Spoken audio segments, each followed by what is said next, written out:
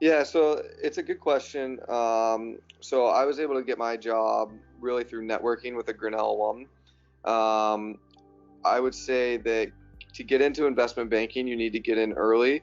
There's really two kind of entry points. You either start as a first year analyst, which usually involves going through the internship program. I think, like in my experience, about 75 to 90% of the first year analyst class is hired from the internship program because it's just, it makes a lot of sense. You get a lot of experience, you build relationships. It's a really natural hiring test to kind of do the internship and then take your analyst class out of that.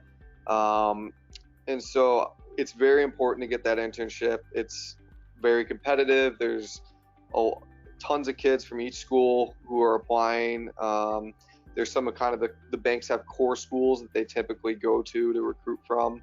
So not being from one of those schools, it was even more important that I networked and found the right person who kind of helped me through the process and was able to recommend me. And then it was a lot of self-study and understanding what investment banking was and being able to kind of ace the interview.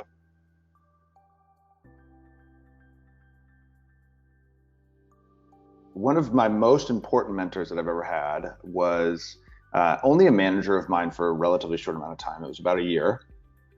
And she was critical in my development as a professional, not necessarily even specifically in the role that I was working in, but just really she helped foster my learning related to interpersonal relationships in the office, how to work an email inbox, how to have a meaningful conversation with a customer, with a client. And so she was incredibly helpful just in that initial learning in my role. But once she left, so she left the company after about a year, because of the relationship we built, we continued to stay in contact even after she left the role of manager.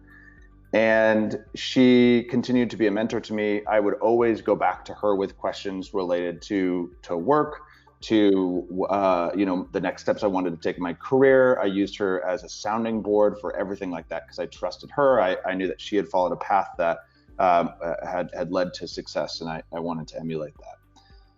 In addition to, and I think this is important as well, in addition to the working and professional relationship we had, I made an effort to connect with her on a more personal level as well. I got to know her partner. I got to know sort of what her plans were outside of work as well, which really allowed us to connect on a more personal level, allowed us to continue the relationship even today, even though we haven't worked together for a long time.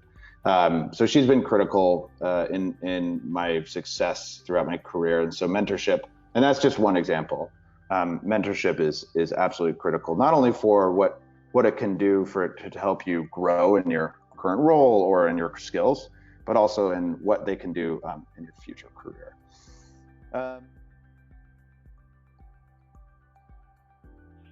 I guess what I really, and I learned this through the process, is seeking out advice and seeking out mentorship early on in one's career. I think the more advocates that you have, whether they be family, friends, business colleagues, I think provides you different perspectives and provides you some guidance on how to interact in the tangible aspects of one's daily job and the intangible communication, and what you started in the beginning of the conversation, Matt, of the intangible. So I think developing a good network of mentors and advisors, I think, is very important.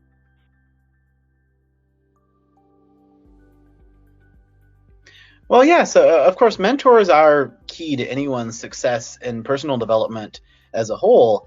And some of the mentors that I had really early in the game were extremely helpful. When I was still in school, of course, I had professors and advisors I might bounce things off of. But when I got out there, and the first place I went to, I'm originally from Michigan, but I didn't start out in New York. In fact, I moved from Michigan and then to Silicon Valley. I just drove out there. And being in tech, that was the place to go. And so I ended up going out there and setting up a shop, and I had to kind of figure out what's going on there and how things worked. And I actually was able to plug into some really good networks of entrepreneurs who had been at the game for perhaps even decades. And I went to meetups and organizations. I even helped organize some meetups, that brought in some interesting people who had been very experienced. But I was able to meet people that were essentially veteran entrepreneurs, and they'd been at that game for many years and told me what to do. Oh, you shouldn't send a pitch deck to someone when you don't have a business yet. And that's obvious now, but that wasn't going to gain investors by sending them a PowerPoint. Learn things like that. And beyond that, I actually ended up working for other entrepreneurs at the same time, not necessarily as a consultant back then, just almost as a side job. And I was doing some work for them in the evenings. And they were veteran entrepreneurs. I was working for them, not only just gaining their advice, but being able to see how they work and how they might court investors and so on. And I think some of those things, if you're looking for a mentor, so there's a variety of ways you can find them. It might be you're even working for them and find them as a supervisor, or you go to events and start conversations about what they've done in the past and how they've done it, what mistakes they've made, and how they've improved upon those areas.